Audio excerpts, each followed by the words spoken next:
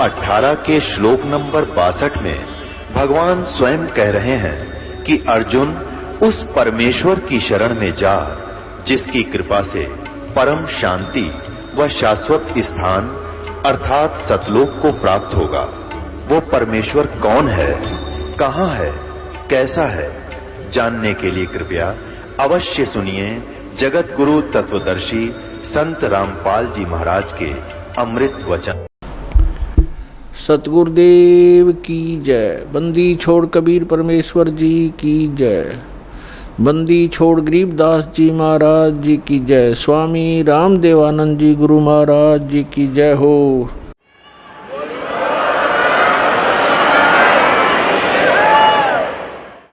गरीब नमो नमो सतपुरुष को नमस्कार। गुरु के नहीं सुर नर मुनि जन साधुआ संतों सर्वसदी नहीं। सतगुरु साहेब संत सब दंडोतम प्रणाम। आगे पीछे मध्य हुए तिनको जा कुर्बान। नराकार निर्विषम काल जाल वैभंजनम निर्लेपम निज निर्गुणम अकल अनोवेशोन्दनम। सोहम सुरति समापतम सकल समाना निर्तलय उज्ज्वल हिरंबर हरदमम बेपरवा अथा है वार पार नहीं मध्यतम। ग्रीब जो सुमर सिद्ध होई गणनायक गलता ना करो अनुग्रह सोई पारस पद परवाना। आदि गणेश मनाऊं गणनायक देवन देवा चरण कमल लो लाऊं आद्यंत करूं सेवा। परम शक्ति संगीतम रिद्धि सिद्धिदाता सोई अवगत गुण अतीतम सत्य पुरुष निर्मोही। जगदम्बा जगदीशम मंगल रूप मुरारी तन मन अर्पों शेषम भक्ति मुक्ति भंडारी। सुर नर मुनि जन ध्यावे ब्रह्मा विष्णु महेशा शेष शेष मुख गावे पूज्य आदि गणेशा। इंद्र कुबेर सरीखा वरुण धर्म राय ध्यावे समर्थ जीवन जी का मन इच्छा फल पावे। 33 कोटि आधारा जावे शेष 88 उतरे भव जल पारा कट है यम की फांसी। 33 कोटि आधारा जावे शेष 88 उतरे भव जल पारा कट है यम की फांसी। कर जोरूं विनती करूं धरूं चरण पर शीश। गुरु जी राम देवानंद जी महाराज ने दियो नाम बख्शीश।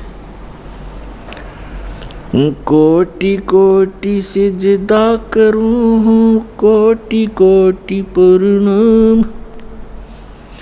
चरण कमल में राखियो मैं बंदी जाम गुलाम।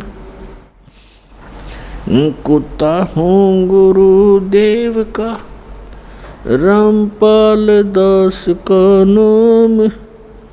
गले प्रेम की जेवड़ी जाखें चौहाँ जाऊं मैं।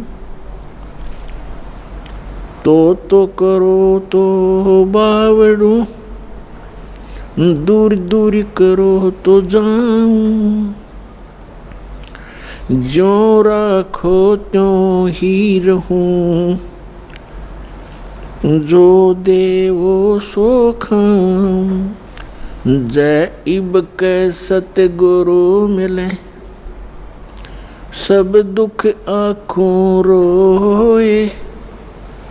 चरणों ऊपर शीश धरूं कहूँ जो कहीं हो।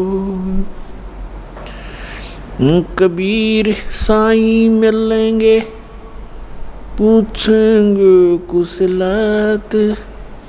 आदि अंत की सब कहूँ अपने दिल की बात। गुरु जी तुम ना भूलियो चाहे लाख लोग मिल जाएं।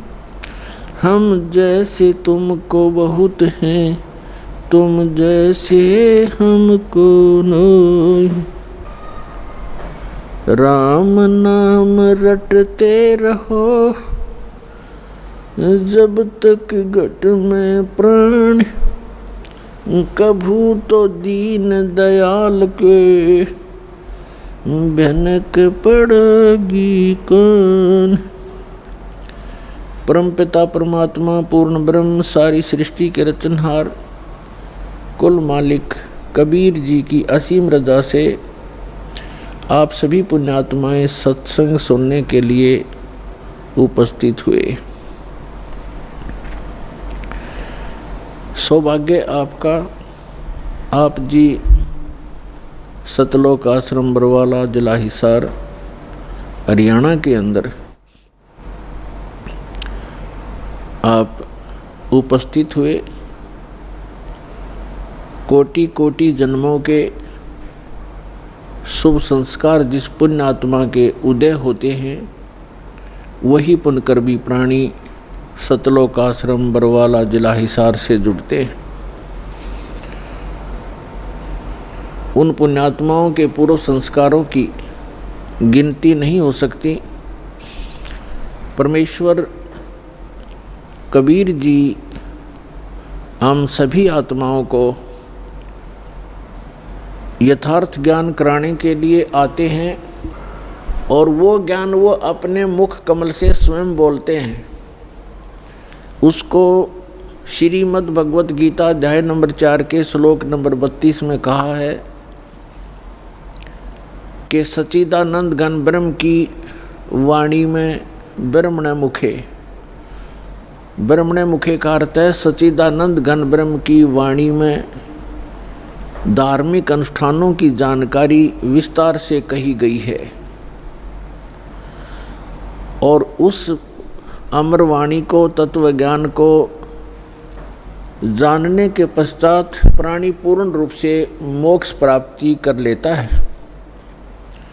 चौथे अध्याय के 34वें श्लोक में बताया है कि उस तत्व ज्ञान को जो सच्चिदानंद घन ब्रह्म अर्थात परम अक्षर ब्रह्म पूर्ण परमात्मा सत्य पुरुष स्वयं आकर के अपने मुख कमल से जो ज्ञान देता है वो तत्व ज्ञान है।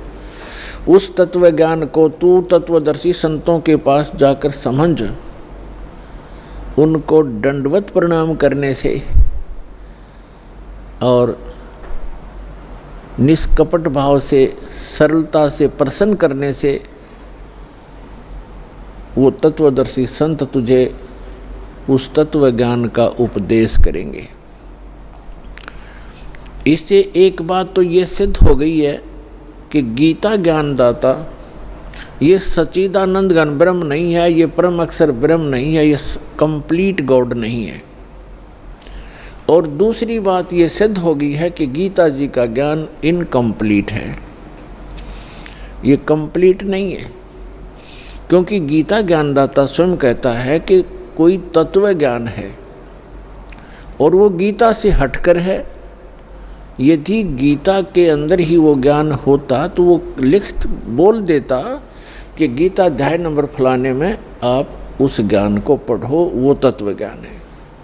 उसने स्पष्ट किया गीता ज्ञानदाता ने कि कोई और ज्ञान है जो गीता का ज्ञान मैं दे रहा हूँ उससे हटकर है और वो कंप्लीट ज्ञान है, कंप्लीट स्पिरिचुअल नॉलेज है।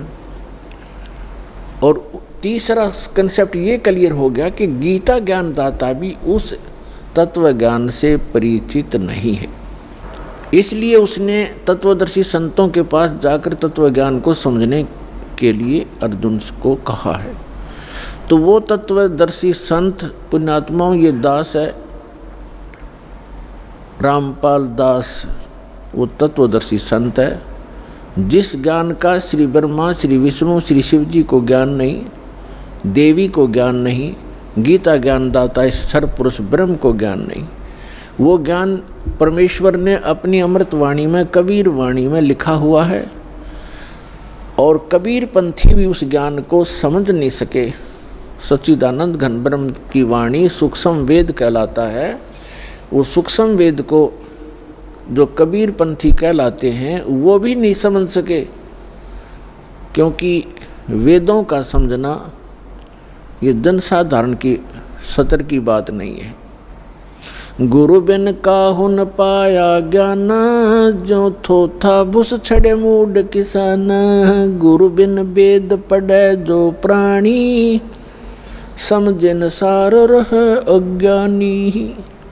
क्योंकि गुरु के बिना वेदों को समझा नहीं जा सकता, और गुरु के बिना जो वेद पढ़ते हैं उनको निष्कर्ष पता लगता नहीं, सारांश से परिचित नहीं हो पाते। इसलिए उनका प्रयत्न ऐसा है जैसे कोई मूढ़ किसान भूस को कूट कर उससे कनक प्राप्ति का प्रयत्न कर रहा हो। जैसे धान की पराली पड़ी हो कहीं पर और उस पराली को कोई कूट रहा हो और उससे कोई पूछे क्या कर रहा है, कि धान निकाल रहा हूं, तो उसका व्यर्थ प्रयत्न है। वो बुद्धिमान व्यक्ति नहीं है, या तो शराब के नशे में या कति मेंटल है। तो इसी प्रकार बताया है कि वेदों का गुरु के बिना पढ़ना, ये नकली गुरुओं से भी वेद नहीं पढ़े जा सकते। आज तक के जितने ऋषि महर्षि हुए ये सारे नकली गुरु थे, ये गुरु नहीं थे। इनको अध्यात्म ज्ञान शून्य था इनका। गुरु स्वयं परमात्मा आते हैं। तुम साहेब तुम संत हो, तुम सतगुरु तुम हंस, गरीब दास तेरे रूप बिन और न दूजा अंश। आदरणीय स्वामी रामानंद जी ने जब परमात्मा को सचखंड सतलोक यथास्थान पर देखा और फिर उसको यहाँ पर भी बनारस में भी देखा, काशी में देखा उस कबीर भगवान को, तब कहा था दोहू ठोर है एक तू और भया एक से दो। गरीबदास जी चित्रण कर रहे हैं जैसे तुलसीदास जी ने रामायण को चित्रण किया। गरीबदास हम कारणे तुम आए हो मग जो। रामानंद जी कह रहे हैं कि हमारे लिए आप सतलोक से चलकर आए हो, दोनों ठोड़ आप ही हो, ऊपर भी सतलोक में सचखंड में भी आप हो और यहाँ भी आप ही हैं। दोहू ठोर है एक तू भया एक से दो, गरीबदास हम कारणे तुम आए हो मगदो। तुम साहेब तुम संत हो, तुम ही भगवान हो, परमेश्वर हो, और तुम ही वास्तव में संत हो जो संत के अंदर गुण होते। तुम सतगुरु, सतगुरु माने सच्चा ज्ञान देने वाले, सब सदग्रंथों से परिचित आप ही हैं, और आप ही हंस हैं। हंस माने विकार रहित आत्मा, जिसमें कोई किसी प्रकार का दोष ना हो। रियल में जो भक्त होते हैं, स्वामी रामानंद जी कह रहे हैं कि वास्तव में भगवान भी आप ही हो, जो रियल गॉड होता है, कंप्लीट गॉड आप हैं। और आप ही संत हो, संत जो शील स्वभाव के होते हैं, और आप ही सतगुरु हो, सब सदग्रंथों को जानने वाले। सतगुरु के लक्षण कहूँ मधुरे बैन विनोद, 4 वेद 60 शास्त्र वो कहे 18 बोध। सतगुरु के लक्षण भी बता दिए कि सभी सदग्रंथों का जानकार होता है वो सतगुरु होता है। तो उन सब सदग्रंथों का ज्ञान परमेश्वर ने स्वयं सतगुरु रूप में आकर के 600 वर्ष पहले कबीर वाणी में, सच्चिदानंद घन ब्रह्म की वाणी में बोला। तो यहाँ बताया है कि वो परमात्मा स्वयं आकर ही अपना ज्ञान बताते हैं, वो वास्तव में गुरु होते हैं, और उनके द्वारा बोली गई अमृतवाणी लिपिबद्ध की जाती है। वो सूक्ष्म वेद है, सच्चिदानंद घन ब्रह्म की वाणी है, वो कबीर वाणी है।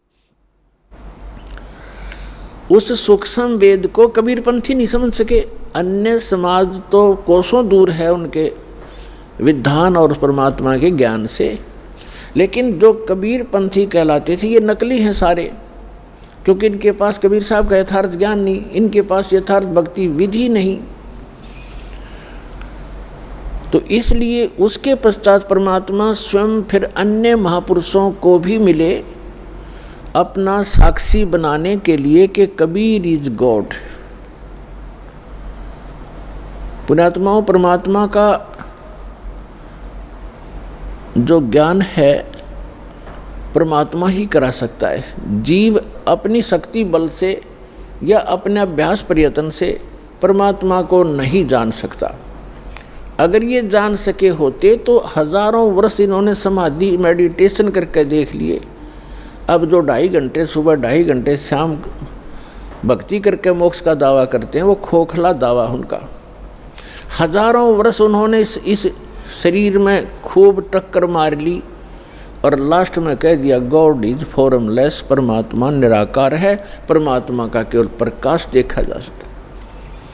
तो परमात्मा नहीं देख सके वह, परमात्मा का जो प्रकाश देखा है तो परमात्मा बिना प्रकाश होगा किसका? वो तो ऐसा है जैसे ये शरीर है हमारा, ये ऐसा है जैसे किसी सरोवर तालाब के साथ में कोई मकान बना हो, कोई महल बना हो, और उस सूर्य का प्रकाश उस सरोवर के जल से रिफ्लेक्ट होकर, प्रतिबिंब होकर के, और उस मकान की किसी छत पर लग रहा हो, तो वहाँ उसका प्रकाश तो सूर्य का है, लेकिन वो सूर्य नहीं है। और कोई ये कहे ये प्रकाश तो सूर्य का है जो घर में हम देख रहे हैं, लेकिन सूर्य निराकार है, तो क्या वो बुद्धिमान व्यक्ति हो सकते? तो इस शरीर रूपी महल में उस परमात्मा का रिफ्लेक्टेड यानी प्रतिबिंब का जो बना हुआ प्रकाश है, प्रतिबिंब देखते हैं ये लोग। और लास्ट में इन्होंने यही मान लिया कि परमात्मा निराकार है, परमात्मा का केवल प्रकाश देखा जा सकता है त्रिकुटी में या जहाँ भी वो ध्यान का व्यर्थ प्रयत्न करते हैं। तो प्रकाश, परमात्मा बिना प्रकाश किसका हो गया वो? तो परमात्मा निराकार कैसे है? जब उसका प्रकाश आपने देखा तो है कहीं वो? तो सूर्य को निराकार बताने वाले और सूर्य का प्रकाश देखने का दावा करने वाले वो बुद्धिहीन प्राणी है।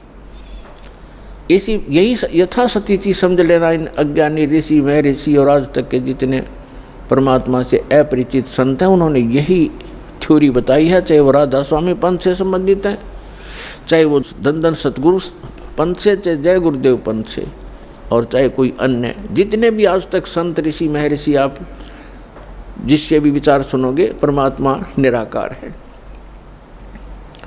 और जो निराकार और साकार दोनों स्थिति बताते हैं वो कति अनजान है। वो कहते हैं परमात्मा मूलतः तो वो निराकार ही है, लेकिन यहाँ साकार बन कर आता है, जैसे श्री राम और श्री कृष्ण रूप में। कोई बात हुई? फिर निराकार साकार अलग कैसे हो गया? तो साकार मानो या निराकार मानो उसको, तो दोनों स्थिति नहीं होती किसी वस्तु की। कोई नो कहे अंधा भी है और दिखे भी है, ये दोनों बात थोड़ी हो सकती है कि अंधा है तो अंधा ही है, उसको दिखता नहीं फिर, और दिखता है फिर अंधा कैसे? निराकार है तो साकार कैसे? वो साकार है तो निराकार कैसे? तो जिन महापुरुषों को परमात्मा स्वयं मिले अपने प्रयत्न से, पुण्यात्माओं, आज तक किसी ने भगवान को पाया नहीं।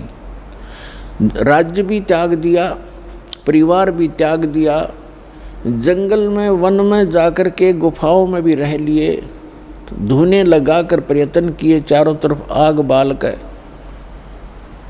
और झरनों में खड़े होकर भी साधकों ने परमात्मा प्राप्ति का प्रयत्न किया, लेकिन ऑल इन वेन यानी सभी निष्फल रहे, क्योंकि उनकी साधना अकॉर्डिंग टू द शास्त्र नहीं थी।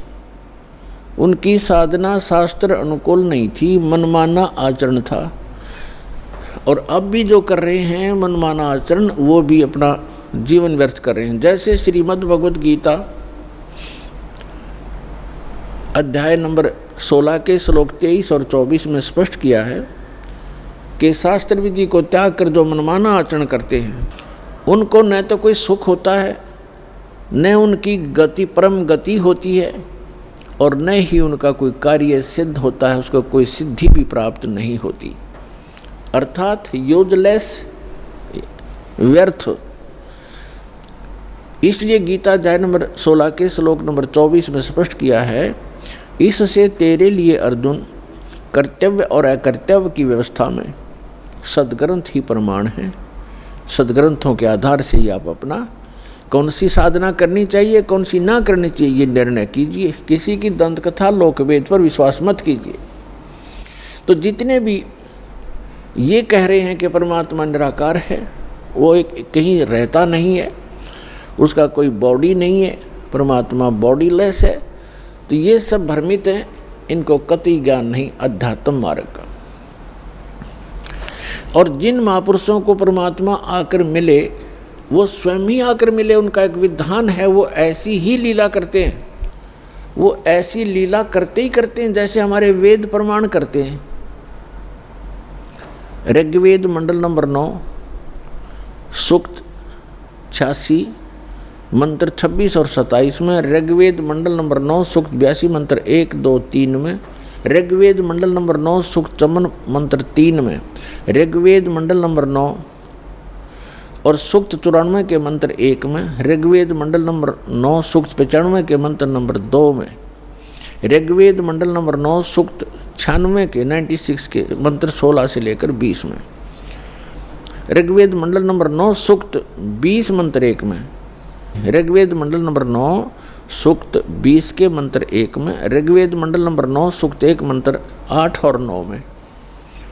और भी अनेक स्थानों पर यह प्रत्यक्ष प्रमाण है कि परमात्मा ऊपर रहता है सतलोक में, तेजों में, लोक में, धाम में। वो एक पृथ्वी है जो स्वप्रकाशित है, वहाँ परमात्मा एक राजा के समान विराजमान है,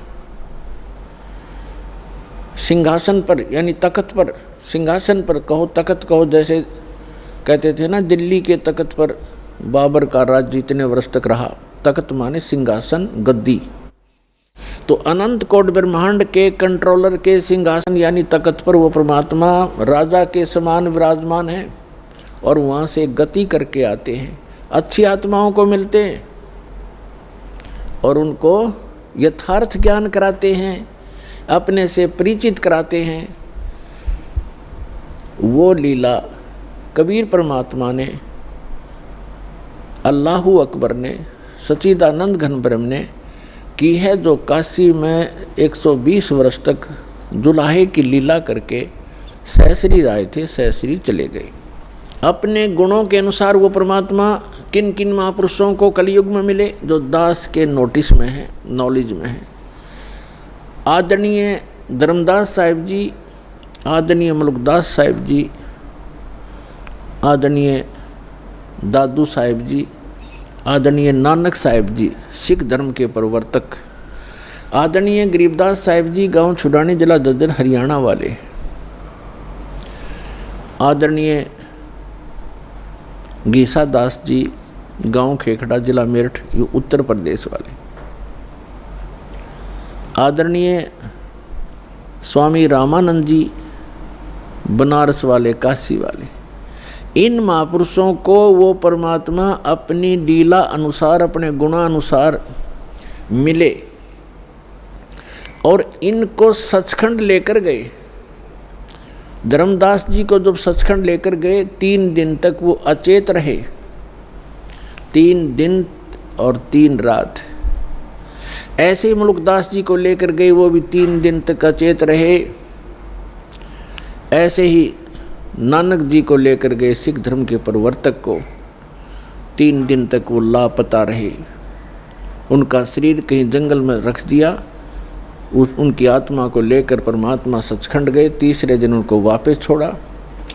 वहाँ के उपस्थित व्यक्तियों ने सोच लिया था कि ये बेई नदी के अंदर जल में डूब गए हैं नानक जी, क्योंकि डुबकी लगाकर पानी से बाहर नहीं आए थे, स्नान करने के लिए डुबकी लगाई थी, वहाँ से अंतर्ध्यान हो गए थे। इसी प्रकार आदरणीय दादू साहिब जी को परमात्मा लेकर गए थे, 3 दिन तक वो भी अचेत रहे थे, 3 दिन 3 रात। और तीसरे दिन फिर आकर के परमात्मा ने उनकी आत्मा वापस डाल दी थी, वो सचेत हो गए थे। उसके बाद आदरणीय गरीबदास साहिब जी को भी परमात्मा दिन के 10 बजे मिले थे, खेतों में, जंगल में गौ चरा रहे थे वहाँ पर, तो वहाँ से लेकर गए थे और उनको उसी दिन शाम को देर रात तक वापस छोड़ दिया था। उनको मृत जान करके चिता पर रख दिया गया था।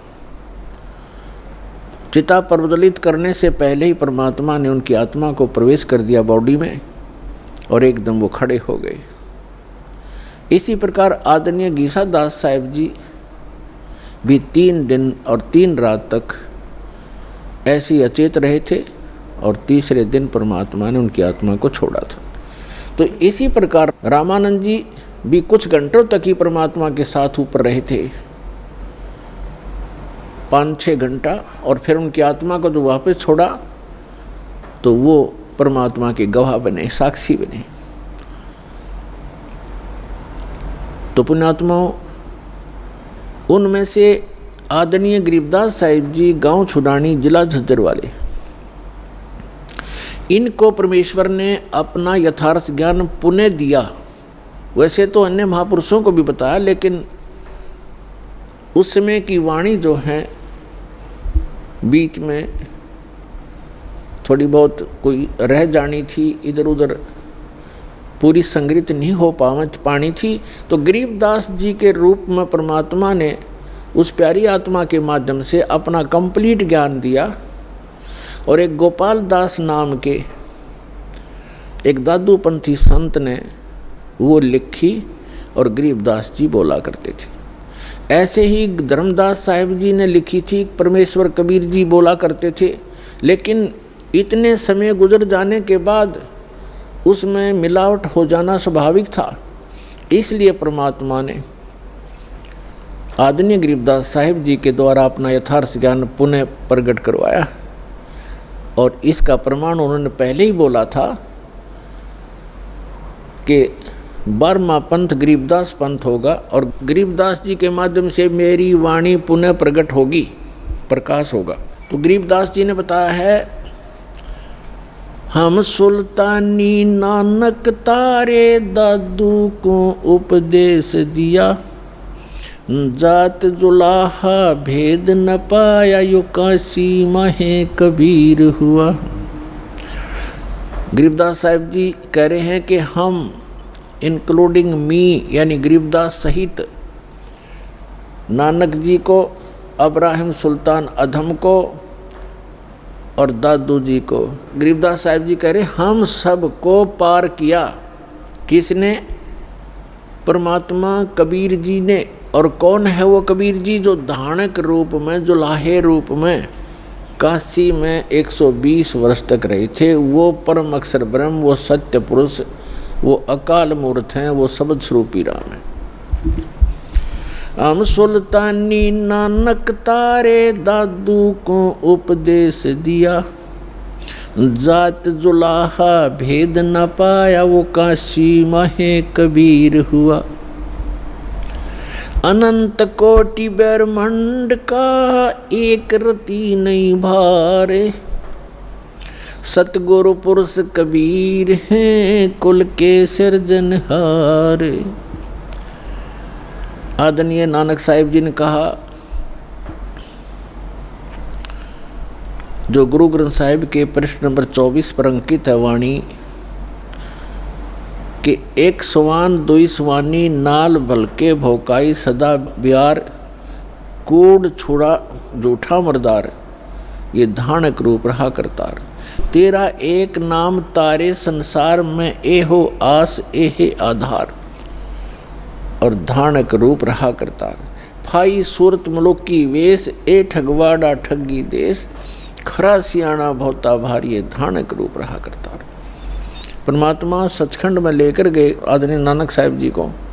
फिर परमेश्वर ने उनको बेई नदी के किनारे वापस छोड़ दिया सहशरीर।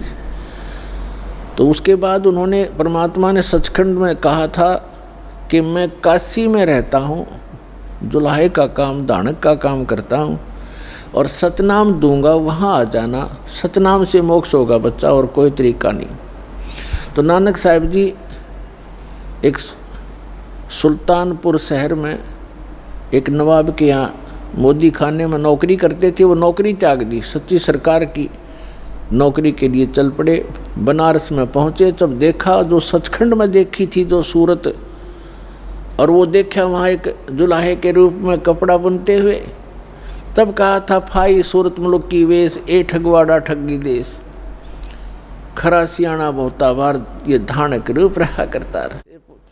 कहा था ये बोली आत्माओं, देखो ये लोगों आओ, ये अपने आप को छुपाए बैठा है, ये ठग है, ये ठगवाड़ा है। प्यार में रो रो कर कह रहे थे, ये बैठा धानक रूप रहा करता और धानक रूप रहा करता। इसी प्रकार मुलुकदास जी ने कहा, दादू साहिब जी ने कहा है कि जिन मुख को निज नाम दिया सोए सतगुर हमार, दादू दूसरा कोई नहीं ये कबीर सिरजनहार। और मुलुकदास जी ने कहा था, जपो रे मन साहेब नाम कबीर, जपो रे मन परमेश्वर नाम कबीर। और फिर कहा है कि दास मलोक सलूक कहत है, खोजो खसम कबीर, जपो रे मन परमेश्वर नाम कबीर। काफ़ी लंबा प्रकरण है, लेकिन हम थोड़ा थोड़ा आपको प्रमाण दे रहे हैं। और आदरणीय धर्मदास जी ने कहा है, आज मोहे दर्शन दियो जी कबीर, आज मोहे दर्शन दियो जी कबीर, सतलोक से चल कर आए, सतलोक से चल कर आए, काटन काल की जंजीर, आज मोहे दर्शन दियो जी कबीर, आज मोहे दियो जी कबीर। तो ऐसे इन महापुरुषों ने परमात्मा के गुणगान किए। और गरीबदास साहिब जी कहते हैं, अनंत कोट ब्रह्मांड का एक रति नहीं भार, और सतगुरु पुरुष कबीर हैं ये कुल के सिरजनहार। गरीबदास साहिब जी ने अपनी अमृतवाणी में परमात्मा की महिमा और हमें जो भगवान ने यहाँ क्रिया करने के संकेत दिए हैं, आदेश दिए हैं, वो वर्णन किया है, सुनाते हैं। क्या बताते हैं, कस्तूरी नाम कबीर है ये बिन छेड़े मैं कंत,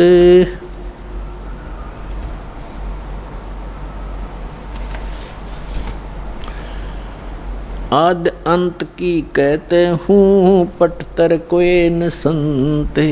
गरीबदास जी कह रहे हैं कि कस्तूरी नाम कबीर है बिन छेड़े महकंत, और आद अंत की कहते हूँ पटतर कोई न संत। कि जैसे कस्तूरी को चाहे कोई छुओ या ना छुओ, उसमें से प्रॉपर महक आती ही रहती है अपने आप ही। यानी परमात्मा कबीर जी की शक्ति अपने आप झलकती रहती है। जो संत उससे जुड़ जाता है, जो भक्त उससे जुड़ जाता है परमात्मा से, तो वो पल पल साथ रहता है और आभास कराते हैं परमात्मा कि मैं साथ हूँ बच्चे। और वो भक्त फिर पल पल में परमात्मा से मिलने वाले लाभ को महसूस करता है। तो यहाँ कहते हैं कस्तूरी नाम कबीर है, परमात्मा से प्राप्त जो मंत्र है, परमात्मा की शक्ति उस मंत्र जाप करने वाले के अंदर अपने आप कार्य करती रहती है। और बिन छेड़े महकंत, आद अंत की कहते हूँ पटतर कोई न संत। गरीबदास जी कहते हैं शुरू से और अंत तक बताता हूँ कि इस परमेश्वर कबीर जी के बराबर कोई संत भी नहीं है, भगवान भी नहीं है, समर्थ है। चिदानंद चंदन कला अवगत लहर उठंत, और झिन्न आकार अजोख पद तिरकुटी में दिखंत। तिरकुटी भरकुटी मेट दे, घट के घाट अनंत, और घट मट से न्यारा रहे जाका आदि न अंत। अब क्या बताते हैं कि जो तुम इस बॉडी में परमात्मा को देखने की चेष्टा करते हो, इसके अंदर परमात्मा का केवल प्रतिबिंब ही देख सकोगे। वो परमात्मा जहाँ रहता है वो स्थान भिन्न है। वहाँ जाने की विधि भी उस सूक्ष्म वेद में वर्णित है, अन्य किसी ग्रंथ में नहीं है। नैनो मद निरखत रहे अवगत नाम कबीरे, बेड़ा पार लगाए हूँ सुरत सरोवर तीरे। दो नैनों बिच कमल है उजल हिरंबर धामे, शेष शेष पुन रटत हैं जिन्होंने पाया वो राम। शेष 88 ना गए 2400 पर चोखे, 3300 पर तलब है कोई बकरा कोई भूखे। शेष 88 ना गए 2400 पर चोखे, 3300 पर तलब है कोई बकरा कोई भूखे। अब क्या बताते हैं परमात्मा? गरीबदास जी कह रहे हैं परमात्मा की महिमा के जिस स्थान पर हमने पहुंचना है, जहां जाने के बाद साधक को कोई जरा और मरण कष्ट नहीं रहता, वहाँ किसी चीज़ का अभाव नहीं है, वो सुख सागर है।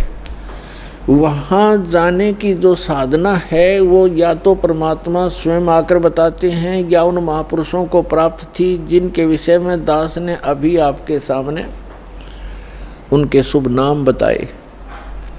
लेकिन उन महापुरुषों को हमने महत्व नहीं दिया। उस समय जिस समय वो प्रगट थे, उनके जाने के बाद भले ही हम ढेर सारे अनुयायी भी बन गए, लेकिन जो रहस्य उन छुपा गए वो अपने अमृतवाणियों में अब एफिडेविट बना गए, लिख गए, उनको वो खुद ही समझ सकते हैं, उसमें कोड वर्ड होते हैं। उसके बाद उनके जाने के बाद बहुत ज़्यादा अनुयायी भी बन गए, लेकिन उनके उन संकेतों को नहीं समझ सके। उन महापुरुषों ने क्या कहना चाहा था समाज ने स्वीकार किया नहीं। देख सकते हैं आप आदरणीय नानक साहिब जी के उसमें कितने अनुयायी थे जब वो वर्तमान में थे, बहुत ही नाम मात्र थे। उनके जाने के बाद आप देख रहे थे करोड़ों की संख्या में शिष्य बन गए। अब वो उस समय अगर वर्तमान थे, उस समय कोई पूछने वाला ढंग से उनसे अर्ज करते तो वो रहस्य बता देते, लेकिन उस समय हम उनकी कीमत को समझ नहीं सके। ऐसे ही कबीर परमेश्वर आए थे, उस समय लोगों ने परमात्मा को समझा नहीं, वहाँ की जनता ने, तो परमात्मा अपना कोड वर्ड लिख कर चले गए।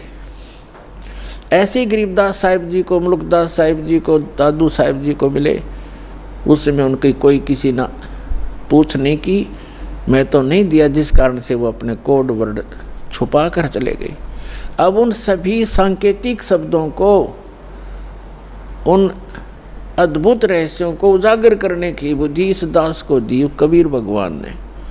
तो सभी सदग्रंथों की, सभी महापुरुषों के को जो शुभ संकेत हैं और रहस्य में संकेत हैं, उनको बताने के लिए इस दास पर मेहर करी है, और वो आपको अब रूबरू कर रहा है, इसका लाभ उठाओ।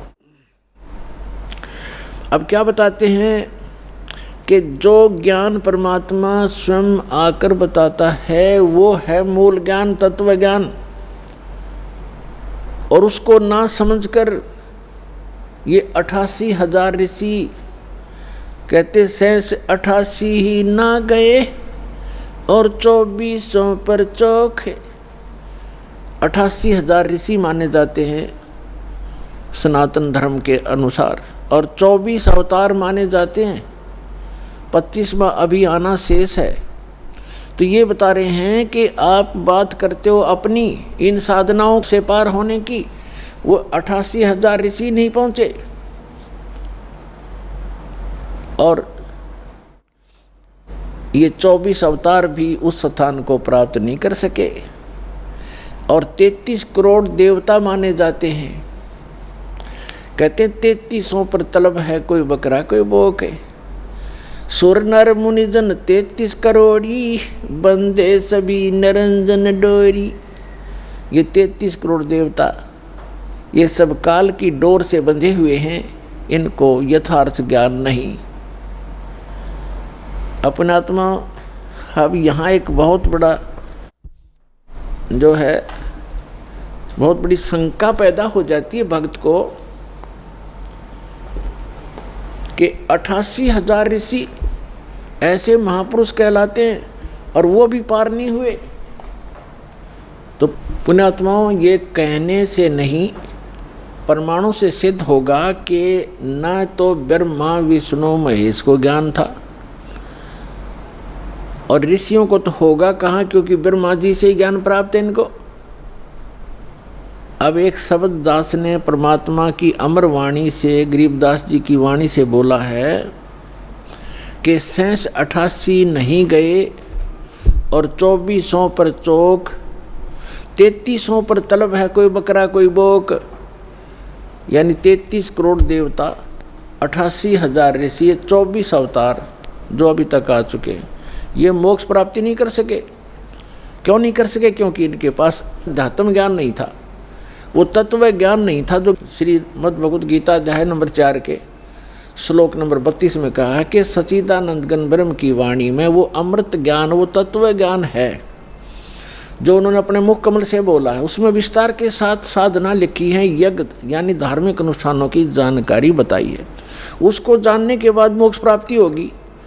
चौथे अध्याय के 34वें श्लोक में गीता ज्ञानदाता कहता है कि अर्जुन,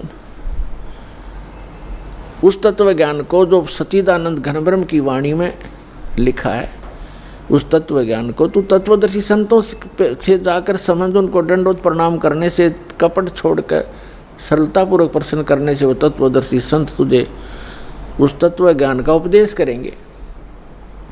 तो इससे सिद्ध है कि गीता ज्ञान दाता भी उस तत्व ज्ञान से अपरिचित है, और तत्व ज्ञान से अपरिचित है तो मोक्ष कहाँ से होगा उनका? तो ये अंडरस्टूड है पुण्यात्माओं कि अभी तक इन ऋषि महर्षियों और इन देवताओं को कख भी पता नहीं था अध्यात्म मार्ग का। केवल डरे डोते रहे, सिद्धियां प्राप्त कर लेते, आकाश में उड़ जाने की, पृथ्वी के ऊपर चलने की, सागर को पी जाने की। ये तो अपना जीवन नाश करने के एक चमत्कार हैं, और मोक्ष प्राप्ति के लिए वो मंत्र जो उसका आधार है वो इनको प्राप्त नहीं हुआ। अब इसका प्रमाण देखते हैं। श्री ब्रह्मा जी से ज्ञान प्राप्त है इन सभी ऋषि महर्षियों को, और ब्रह्मा जी को कितना ज्ञान है? ब्रह्मा जी से ज्ञान विष्णु जी को प्राप्त हुआ, और ब्रह्मा जी से ही शिव जी को ज्ञान प्राप्त हुआ, अब ब्रह्मा जी से ही देवी को प्राप्त हुआ। अब ब्रह्मा जी को कितना ज्ञान है ये बताते हैं। ये देखते हैं अपने ही सदग्रंथों में। देखिए श्रीमद् भगवद गीता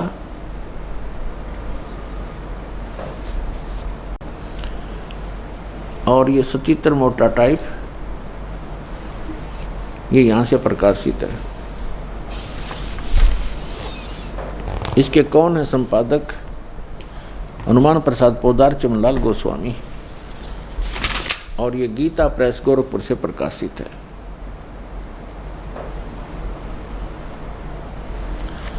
इसके आपको दिखाते हैं 28-29 पृष्ठ पे।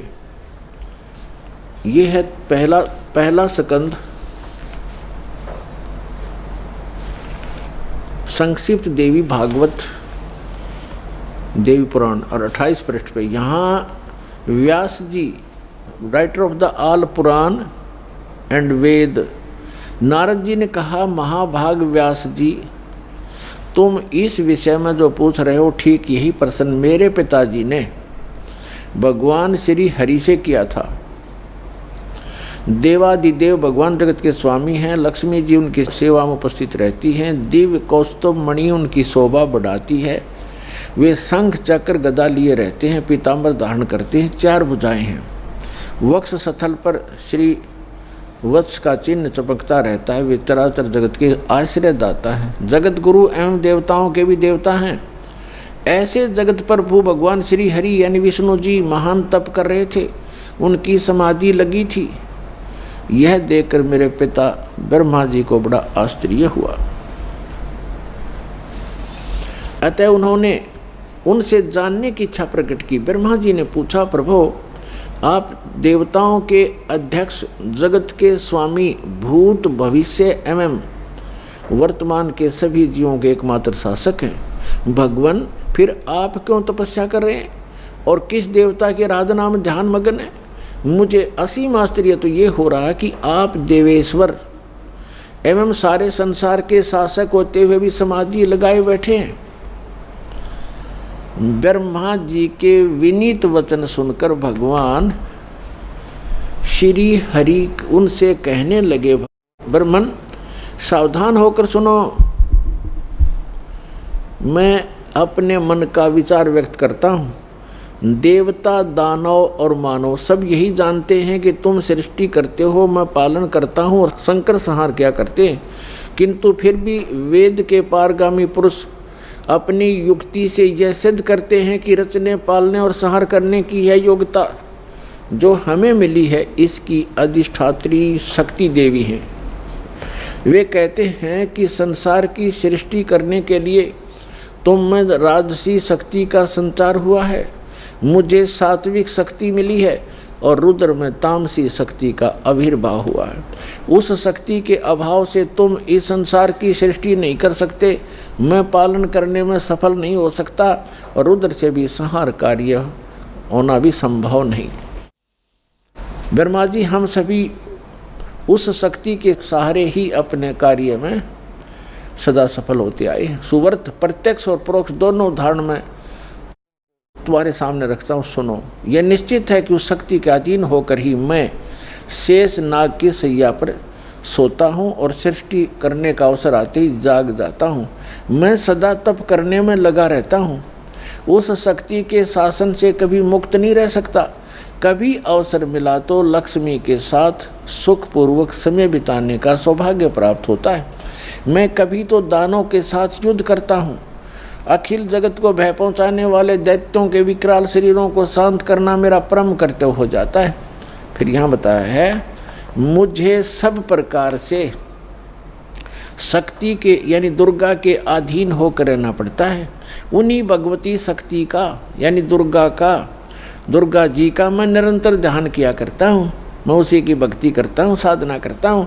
ब्रह्मा जी, मेरी जानकारी में, मेरे स्पिरिचुअल नॉलेज में इन भगवती शक्ति से यानी दुर्गा जी से बढ़कर दूसरा कोई देवता नहीं, भगवान नहीं। अपने आत्मा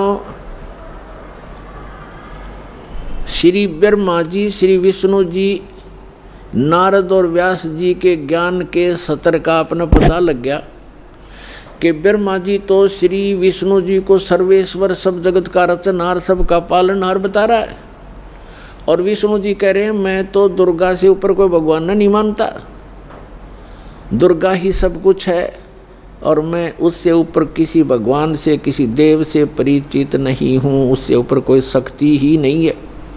आ गया सत्र श्री विष्णु जी के ज्ञान का, और इन्हीं से ज्ञान प्राप्त अब श्री शंकर जी को। अपने आत्मा श्री देवी जी कैसा ज्ञान रखती हैं, उनके पास ले चलते हैं आपको।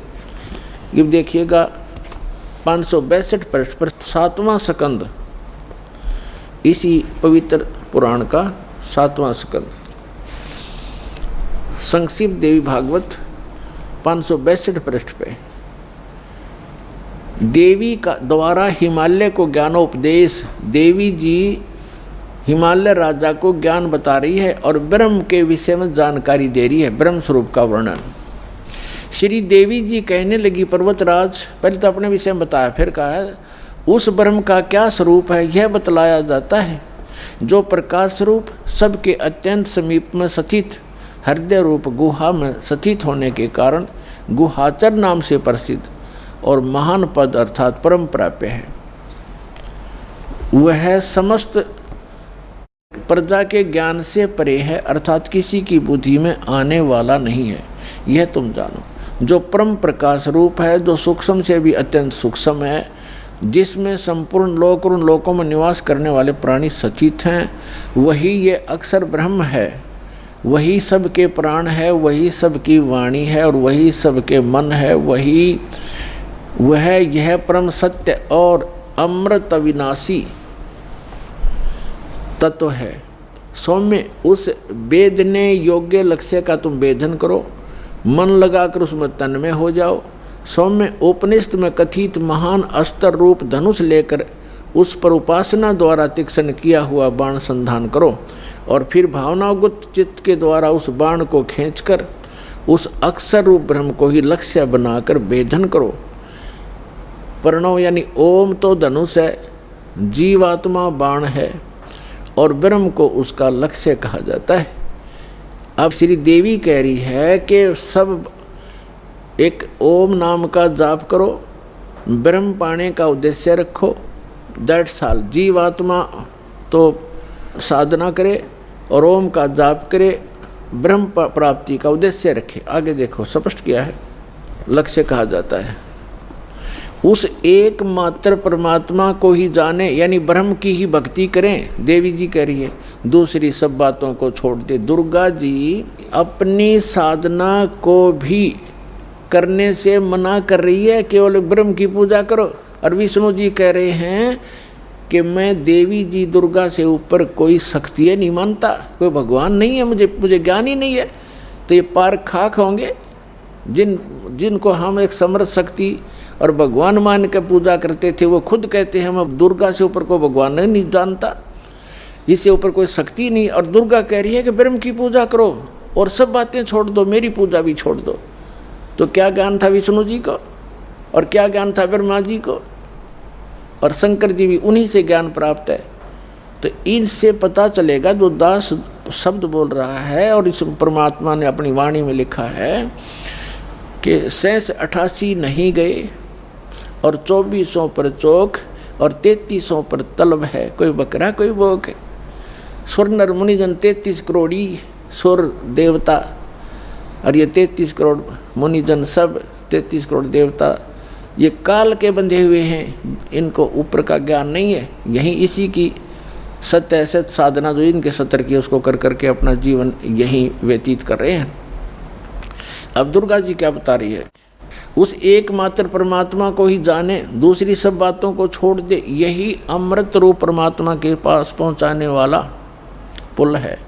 संसार समुद्र से पार होकर अमृत स्वरूप परमात्मा को प्राप्त कराने का यही सुलभ साधन है। जिस प्रकार रथ यहाँ आते हैं, इस आत्मा का ओम के जप के साथ ध्यान करो ब्रह्म का, और इससे अज्ञान में अंधकार से सर्वथा परे और संसार समुद्र से उस पार जो ब्रह्म है उसको पा जाओगे। ओम का जाप करो, ब्रह्म पाने का उद्देश्य रखो, उस ब्रह्म को पा जाओगे, तुम्हारा कल्याण हो। और वो कहाँ रहता है ब्रह्म? यह सबका आत्मा ब्रह्म लोक रूप दिव्य आकाश में स्थित है।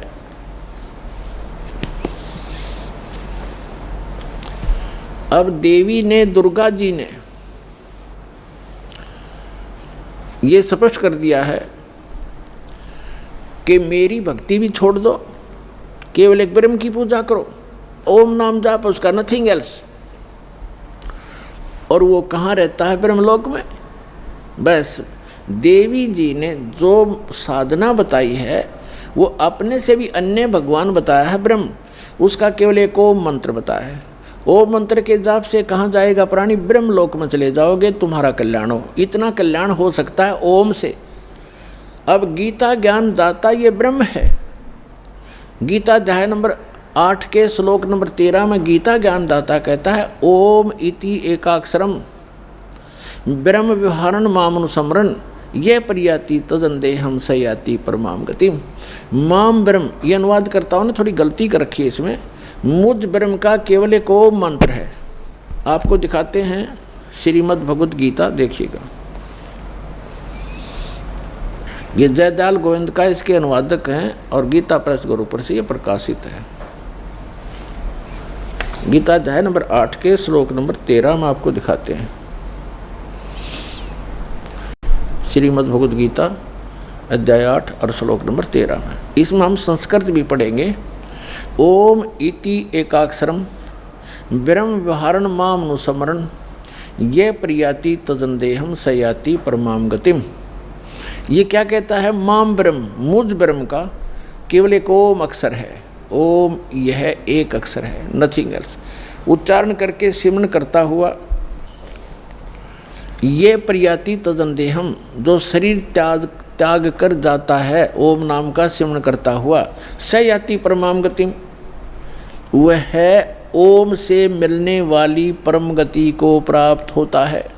ये श्री देवी जी ने देवी पुराण में स्पष्ट कर दिया है, ओम नाम का जाप करने वाला ब्रह्म की साधना करता है, ब्रह्म को प्राप्त होता है, वो ब्रह्म लोक में रहता है।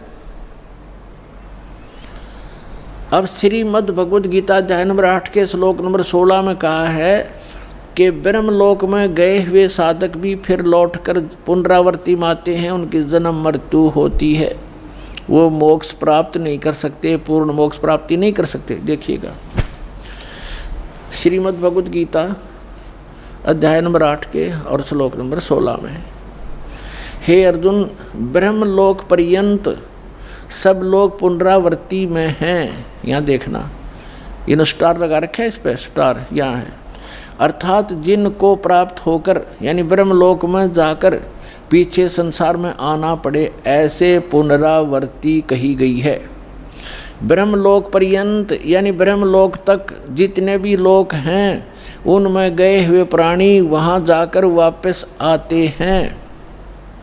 और ये सिद्ध होगा। अब यहाँ थोड़ा सा ये अज्ञानी विचलित कर देंगे आपको कि इसमें ये लिखा आगे कि मुझे प्राप्त होकर पुनर्जन्म नहीं होता, गीता ज्ञानदाता कहता है। यहाँ ये अनुवाद गलत किया इन्होंने, देखिएगा, क्योंकि ये कंसेप्ट क्लियर करना पड़ेगा। अब गीता अध्याय नंबर 8 का श्लोक 16 पढ़ रहे हैं हम। हे अर्जुन, ब्रह्मलोक पर्यंत सब लोग पुनरावर्ती में हैं। पुनरावर्ती माने वहाँ जिनको प्राप्त होकर पीछे संसार में आना पड़े, ऐसे लोग हैं ये। परंतु यहाँ लिखा, परंतु हे कुंती पुत्र, मुझको प्राप्त होकर पुनर्जन्म नहीं होता। अब यहाँ अनुवाद गलत किया है, विद्यते का अर्थ लिख दिया होता। विद्य माने एक, देखो विद्ध जो विद्यता माने है, विद धातु से बना है ये विद धातु, विद माने जानना होता है। न विद्यते माने जो ये नहीं जानते कि ब्रह्मलोक में गए हुए प्राणी भी पुनरावर्ती में होते हैं, वो मुझे प्राप्त होकर भी पुनर्जन्म को प्राप्त करते रहते हैं। अर्जुन, इसका अर्थ ये बनता है, इन्होंने गलत कर रखा है, इसका अर्थ ये बनता है जो ये नहीं जानते कि ब्रह्मलोक में गए हुए प्राणी भी पुनरावर्ती में हैं, वहाँ गए हुए भी उनका पुनर्जन्म होता ही है, तो वो मुझे प्राप्त होकर भी, मेरी साधना करके भी वो पुनरावर्ती में ही हैं, उनका पुनर्जन्म है। अर्जुन, जो ये नहीं जानते, ये देखो फिर आप समझ में आएगा आपका। ये लिखा है, अब्रह्मभुवनात् लोका पुनरावर्ती ने अर्जुन। यह कहता है कि माम उपेते तु कौनते पुनर्जन्म, मुझे प्राप्त होकर पुनर्जन्म है। न विदते माने जो ये नहीं जानते कि अब्रह्मभुवनात् लोका पुनरावर्ती ने अर्जुन, माम उपेते तु कुंते पुनर्जन्म, मुझे प्राप्त होकर तो अर्जुन पुनर्जन्म ही होता है। जो ये नहीं जानते, जो ये नहीं जानते कि मुझे प्राप्त होकर भी पुनर्जन्म होता है, क्योंकि मैं ब्रह्मलोक में रहता हूँ और ब्रह्मलोक में गए प्राणी पुनरावर्ती में हैं, तो उन साधकों का भी पुनर्जन्म होता है जो ये नहीं जानते कि ब्रह्मलोक में गए हुए प्राणी पुनर्जन्म में आते हैं, मुझे प्राप्त होकर भी वो पुनर्जन्म ही प्राप्त करते हैं। इसका ये अर्थ है सीधा सा।